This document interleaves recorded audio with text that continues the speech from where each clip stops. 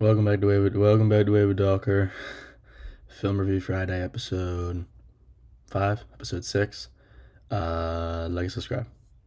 First up, Kiki's Delivery Service by Hayao Miyazaki, Studio Ghibli. This is the Kiki's Delivery Service, Porco Rosso, Howl's Moving Castle, Princess Mononoke, My Neighbor Totoro, Boy and the Heron. This is the 6th one that I've watched, and it was really great. Very cute, very fun idea where it's just a witch that goes to help people deliver things. I thought Gigi was really cute. Who voices Gigi though? Gigi. Phil Hartman. Oh my god, it is Phil Hartman. That is awesome. Yeah. I mean, now that I know that's Phil Hartman, I like him even more. That's actually fucking awesome. But yeah, I mean, it was just really fun. I find myself enjoying like the newer ones have been great, but like the early '90s. There's just something about kind of I don't know. I think they just look a little more cozy. I like that. But yeah, I mean, it was really fun, really cute idea, really fun characters, really cool stuff. Really good. Watch it. Little Miss Sunshine by Valerie Faris and Jonathan Dayton. Have I watched anything else from these people? Oh, I do want to watch Battle of the Sexes. Jonathan Dayton. Okay, same thing. Yeah, Little Miss Sunshine.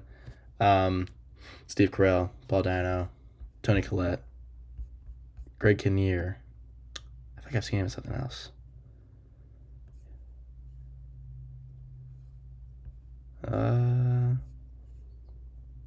Doesn't seem like it actually.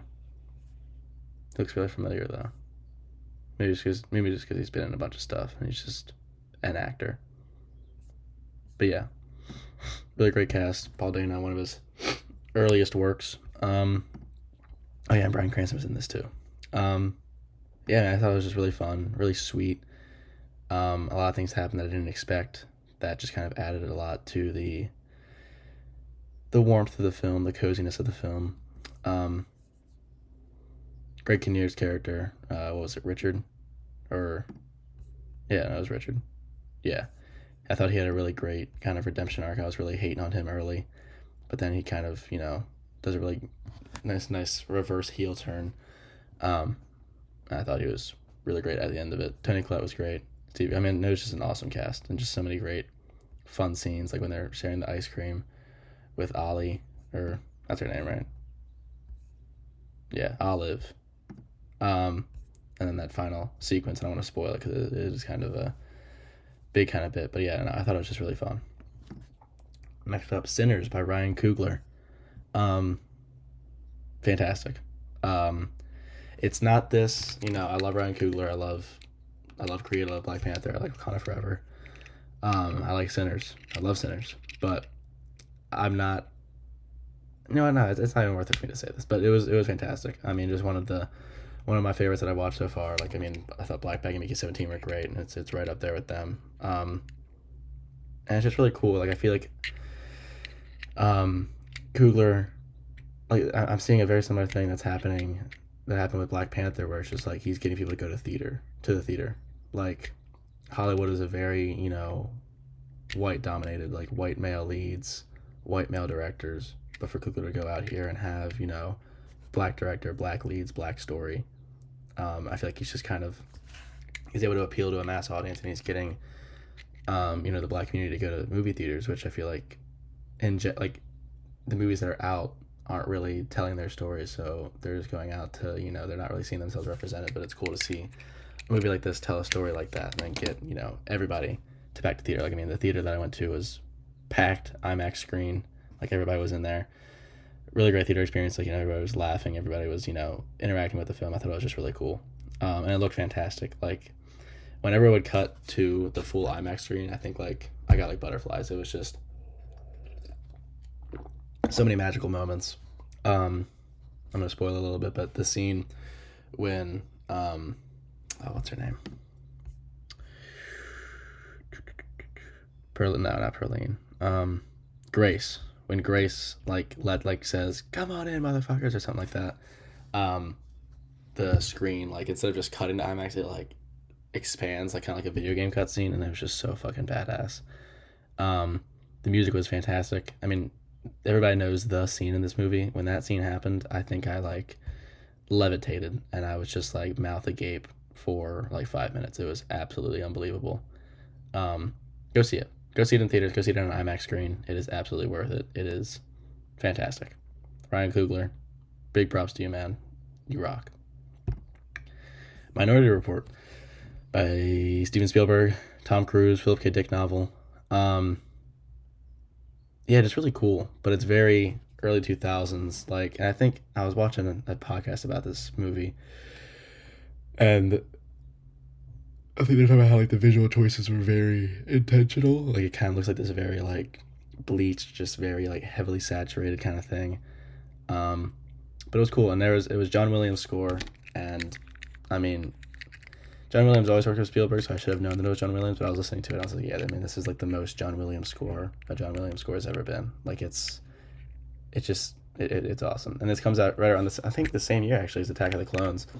Um, and like there's a lot of very like similar sound design and the music as well. Like when he's jumping from all those like the cars that are like going up the building, like the sound design and that was very similar in my head to the Zam Wesell chase on Coruscant in like the first act of Attack of the Clones. But I mean, it was really great, really cool concept. Philip K. Dick is such an interesting science fiction writer. He just comes up with so many of these great stories. And Tom Cruise is awesome. And I got to a point where it's like I love Tom Cruise and he's such a charismatic actor, but I got to the point where I was just like so involved in the story. I was like, hold on, this is like Tom Cruise, because I thought he was just giving such a fantastic performance, and I love like the little screen thing, like just like sliding through and like doing everything. I thought that's just really neat. And the precognizance are fucking creepy. That's probably the whole point. And finally, Reservoir Dogs by Quentin Tarantino. I think this is his first feature length film, right?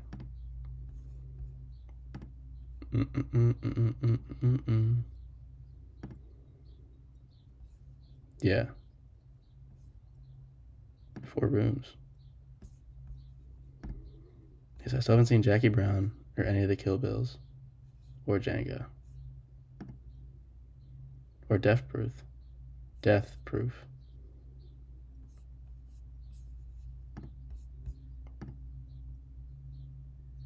Hmm.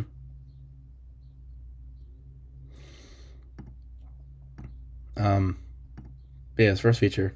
Really great like ensemble. Michael Madsen, Harvey Keitel, Tim Roth, Steve Buscemi, Elaine's dad, which I thought was really funny. Um, I kept just like wishing that he would, um, there would be like some, but actually I don't think he actually showed up in Seinfeld by the time this came out. But whatever.